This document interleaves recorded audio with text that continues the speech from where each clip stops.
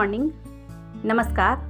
હું Udhna academy education trust સંચાલિત શ્રીમતી એમ.જે. મહેતા પ્રાથમિક શાળા તરફથી શ્રીમતી વીણાબેન પટેલ આપ સૌનું હાર્દિક સ્વાગત કરું છું. વિદ્યાર્થી મિત્રો, આપણે ધોરણ 8માં અંગ્રેજી વિષય શીખી રહ્યા છીએ. આપણે યુનિટ 3 આ ઓ આઉચ એ લેસન શીખી રહ્યા છીએ. આગળના તાસમાં આપણે activity 6 story 2 boys in a જંગલ કે જે આપણો મેઇન લેસન છે એ શીખી ગયા. હવે આપણે આ લેસનની એક્ટિવિટી જોઈએ, સ્વાધ્યાય જોઈએ. ઓકે, સૌપ્રથમ છે બી. એમાં આપણો લેસન છે. હવે બી જોઈએ. Mark true or false for this sentence. Use T for true and F for false. પહેલું, Amit lives in Assam. Amit આસામમાં રહે છે. ખોટું, false. ક્યાં રહે છે અમિત? ગુજરાતમાં રહે છે. જ્યારે ભૂપેન એ આસામમાં રહે છે. બીજું, Bhupen and Amit are friends. Bhupen અને અમિત બંને મિત્રો છે. ટ્રુ, સાચું. ત્રીજું, Gir forest is famous for lions. ગીરનું જંગલ એ સિંહ માટે પ્રખ્યાત છે. ટ્રુ, સાચું. ચોથું, Assam lies in the north east of India. કે આસામ એ ઉત્તર પૂર્વ ભારતના ઉત્તર પૂર્વમાં આવેલું છે. ટ્રુ, સાચું. પાંચમું, Amit and Bhupen were walking along the Brahmaputra river. Amit અને ભૂપેન બ્રહ્મપુત્રા રિવરના કિનારે ચાલે છે. ટ્રુ, સાચું. સી જોઈએ. Write who said and who listen. કોણ બોલે છે અને કોને કહે છે, કોણ સાંભળે છે. પહેલું, why are all the trees so tall. કેમ બધા વૃક્ષો ખૂબ જ ઊંચા છે? કોણ પૂછે છે? અમિત. કોને કહે છે? ભૂપેનને. બીજું, he is going to attack us. એ આપણી ઉપર હુમલો કરશે. ભૂપેન કહે છે. અમિત સાંભળે છે. ત્રીજું, will we C any elephants. શું આપણે કોઈક હાથી જોઈશું? અમિત, ભૂપેન. ચોથું, ઇટ્સ એન એલિફન્ટ. ભૂપેન કહે છે અને અમિત સાંભળે છે. આગળ જોઈએ. D. Tick write the correct option. સાચા ઓપ્શન ઉપર ખરાની નિશાની કરો. પહેલું, Assam has a lot of trees because. આસામમાં ઘણા બધા વૃક્ષો છે કારણ કે it has a lot of rain and fertile soil. કારણ કે ત્યાં પુષ્કળ વરસાદ પડે છે અને ત્યાંની જમીન પણ કેવી છે? ફળદ્રુપ, ફર્ટાઇલ.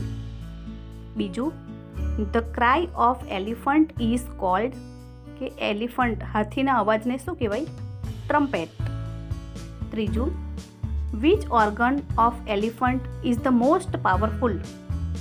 હાથીનું કયું અંગ ખૂબ જ શક્તિશાળી છે? ટ્રંક. ચોથું, Bhupen made a loud voice with a paper bag. કે ભૂપેને મોટો અવાજ શેનાથી કર્યો? A paper bag. પેપર બેગની અંદર એ હવા ભરે છે અને પછી એનો અવાજ કરે છે. પાંચમું, અમિત lives in ગુજરાત. અમિત ગુજરાતમાં રહે છે. ઈ જોઈએ. Answer this questions. પ્રશ્નોના જવાબ લખો. પહેલું, which tree leaves are glossy. કયા વૃક્ષના પાંદડા ખૂબ જ લીસા છે? The leaves of the banana plants are glossy. કે કેળાના છોડના જે પાંદડા છે એ ખૂબ જ લીસા છે, મુલાયમ છે. બીજું, what did Bhupen tell about Assam? Bhupen Assam વિશે શું કહે છે? ભૂપેન સેડ ધેટ, ભૂપેન કહે છે કે Assam gets a lot of rain, આસામમાં પુષ્કળ વરસાદ પડે છે. ધ સોઇલ ઇઝ ફર્ટાઇલ, એની જમીન ફળદ્રુપ છે. And so they have thick forests, અને એટલા માટે ત્યાં ગાઢ જંગલો આવેલા છે. ત્રીજું, અમિત વોઝ એક્સાઇટેડ બીકોઝ, અમિત ઉત્તેજિત થઈ જાય છે કારણ કે he heard the trumpet of an elephant, કારણ કે તે હાથીનો અવાજ સાંભળે છે. ચોથું, what did Bhupen pull out of his pocket? Bhupen એના ખિસ્સામાંથી શું કાઢે છે? Bhupen pulled out a big brown paper bag from his pocket, કે ભૂપેન એના ખિસ્સામાંથી એક કથ્થઈ કલરની કોથળી કાઢે છે. પાંચમું, ધ એલિફન્ટ ટ્રમ્પેટેડ લાઉડલી બીકોઝ, હાથી જોરથી અવાજ કરે છે, ગર્જના કરે છે કારણ કે he heard the voices of Bhupen and Amit and smelled them too, કે તેમને ભૂપેન અને અમિતનો અવાજ સંભળાય છે અને એમની સુગંધ પણ આવે છે, એમની સ્મેલ પણ આવે છે, એટલા માટે એ જોરથી અવાજ કરે છે. આગળ જોઈએ. છઠ્ઠું, what did the elephant mistake the sound of the paper bag for? કે પેપર બેગનો જે અવાજ થયો એ હાથી શું માને છે? તો the elephant mistook the sound of the paper bag for a gun, કે એલિફન્ટ હાથી જે છે એ અવાજ જે છે પેપર બેગનો, એ લોકો અંદર હવા ભરીને અવાજ કરે છે, એને એ બંદૂક માની બેસે છે. સાતમું, whose sense of hearing was sharper? કે કોની સાંભળવાની જે શક્તિ છે એ ખૂબ જ તીવ્ર છે. How do you know? તમને કેવી રીતે ખબર પડી? The elephant's sense of hearing was sharper, કે હાથીના સાંભળવાની જે શક્તિ છે એ ખૂબ જ તીવ્ર છે. Because he heard the voices of the boys from far away, કારણ કે ખૂબ જ દૂરથી એમણે આ અમિત અને ભૂપેનનો અવાજ સાંભળ્યો હતો. આઠમું, which part of India is Assam in? Assam ભારતના કયા ભાગમાં આવેલું છે? Assam is in north east India. Assam એ ઉત્તર પૂર્વ ભારતમાં આવેલું છે, ભારતના ઉત્તર પૂર્વમાં આવેલું છે. નવમું, list out 7 things related with forest, કે જંગલને લગતી, જંગલમાં હોય એવી 7 વસ્તુઓના નામ લખો. રિવર્સ, નદીઓ, ટ્રીઝ, વૃક્ષો, બસીસ, ઝાડી, ક્રીપર્સ, વેલાઓ, એનિમલ્સ, પ્રાણીઓ, બર્ડ્સ, પક્ષીઓ, ઇન્સેક્ટ્સ, જીવજંતુઓ. એક્ટિવિટી 7 જોઈએ. A, read the paragraph and answer the following questions. ફકરો વાંચો અને પ્રશ્નોના જવાબ લખો. The elephant is the largest mammal on the earth. હાથી એ પૃથ્વી પરનું સૌથી મોટું પ્રાણી છે. His weight is about 4,989 kg. એનું વજન 4,989 કિલોગ્રામ છે. He eats grass, leaves, fruits and barks.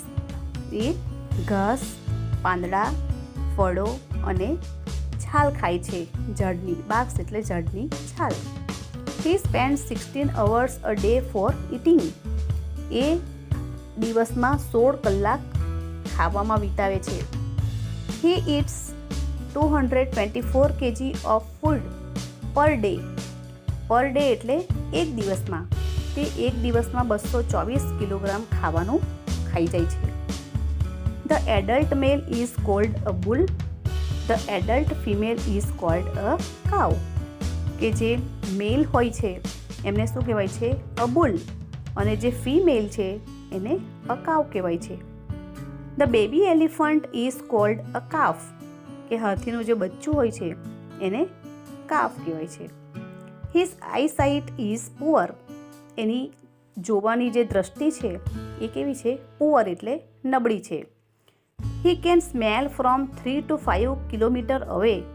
જુઓ, એ 3 થી 5 કિલોમીટર દૂરથી એને સ્મેલ આવી જાય છે, સુગંધ આવી જાય છે. He has the largest brain in the animal kingdom. એ આ પ્રાણી જગતમાં એનું સૌથી મોટું બ્રેઇન છે. એનું હાથીનું મગજ એ સૌથી મોટું છે. His sound is referred to as grunts, purrs, bellows, whistles and trumpeting. આ એના અવાજના નામ આપેલા છે. એ એના અવાજના અલગ અલગ નામો છે. His lifespan is up to 70 years. કે એનું આયુષ્ય, લાઈફ સ્પાન એટલે આયુષ્ય, એનું આયુષ્ય 70 વર્ષનું છે. Elephant trainer is called mahout. કે હાથીના જે ટ્રેનર હોય છે એને શું કહેવાય? Mahout. Elephants can hear by feeling the vibration in the ground with their feet. કે એના પગ દ્વારા એ જે જમીનની અંદર વાઇબ્રેશન થાય છે એ અનુભવે છે અને એ રીતે એ સાંભળે છે. તો અહીં હાથી વિશે આપણને બધી માહિતી આપેલી છે. એના પરથી અહીં પ્રશ્નો પૂછેલા છે. એ પ્રશ્નોના જવાબ જોઈએ. ક્વેશ્ચન પહેલું, what is the average weight of the elephant? હાથીનું વજન આશરે કેટલું હોય છે? તો the average weight of the elephant is 4989 kg. બીજું, how many hours does an elephant spend for eating? એ ખાવામાં કેટલો સમય વિતાવે છે? An elephant spend 16 hours a day for eating. 16 કલાક વિતાવે છે. ત્રીજું, how much food does an elephant take in a day? એક દિવસમાં એ કેટલું ખાવાનું ખાય છે? An elephant takes 224 kg of food per day. 224 kilogram ખાવાનું એને જોઈએ છે દરરોજ. ચોથું, what does an elephant eat? હાથી શું ખાય છે? An elephant eats grass, leaves, fruits and barks. પાંચમું, what are the unique facts about an elephant? કે હાથીના કોઈ અજોડ કહી શકાય એવા એના કયા છે કારણો? હાથીને આપણે અજોડ કહી શકીએ એવા એના યુનિક અજોડ કહેવાય એવા એના જે કારણો છે એ કયા કયા છે? An elephant has poor eyesight. એક તો એની દ્રષ્ટિ કેવી છે?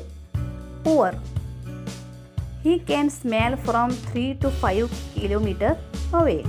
અને એને 3 થી 5 કિલોમીટર દૂરથી એને સુગંધ આવી જાય છે. He has the largest brain in animal Kingdom. અને પ્રાણી જગતમાં એનું સૌથી મોટું બ્રેઇન છે, મગજ છે. આગળ જોઈએ.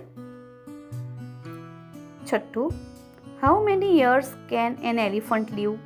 હાથી કેટલા વર્ષ જીવે છે? An elephant can live up to 70 years. હાથી 70 વર્ષ જીવે છે. સાતમું, which words describe elephant sound?